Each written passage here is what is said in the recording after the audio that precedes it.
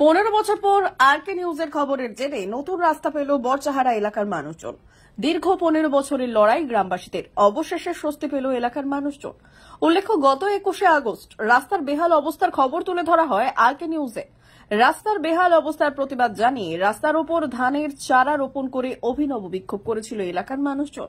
তাদের দাবি ছিল দাদরা অঞ্চলের ভাটাপুকুর থেকে বড়চাহারা প্রাথমিক বিদ্যালয় পর্যন্ত দীর্ঘ প্রায় 3 কিলোমিটার রাস্তার বেহাল অবস্থা। বারবার প্রশাসনিক আধিকারিকদের জানিয়েও হচ্ছিল না সেই রাস্তা। আরকে নিউজের খবরের জেরে অবশেষে শুরু হলো নতুন রাস্তার কাজ শুরু হলেও নতুন রাস্তা তৈরিতে নিম্নমানের সামগ্রী দেওয়ার অভিযোগ তুলেছেন এলাকাবাসীরা।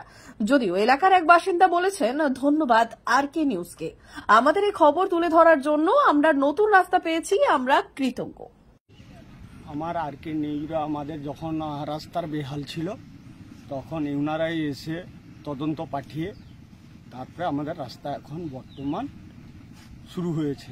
ইনারাই করেছেন, মানে সরকারকে দাবি জানিয়ে যে এটা সত্যি বেহাল, তাই কাজ হচ্ছে, মাল মেডিসিন দিয়ে কাজ করা হচ্ছে।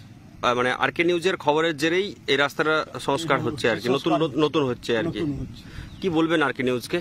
আর কি বলবো, ধন্যবাদ জানাই নিউজকে, হ্যাঁ, যাতে আরো ভালো মতন কাজটা হয় তাতেই আমরা গর্বিত হই। বলবো কি, এই রাস্তা মাঝখানে ছাতির মতো উঁচু করে দিচ্ছে, দুধারে ঢাল করে দিচ্ছে, মাল মেটসেলে দিচ্ছে না। দুটা মানে ব্যারেল পিছু দুটা তাওয়া সিমেন্ট দিবার কথা, 1.5 তাওয়া করে সিমেন্ট দিচ্ছে, বুঝতে পারছো?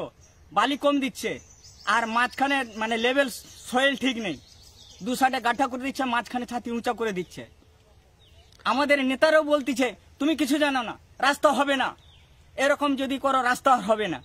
আমি বলছি পথশির রাস্তা, মমতা ব্যানার্জির রাস্তা সঠিক কাজ হোক, টাকা সঠিক কাজে লাগুক। এই সব নেতাদের মানে 2 নম্বরই কথা আর চলবে নি। কোন নেতাদের? হ্যাঁ, কোন নেতা? এই আমাদের তৃণমূলের নেতাদের। আচ্ছা, বুঝতে পারছো?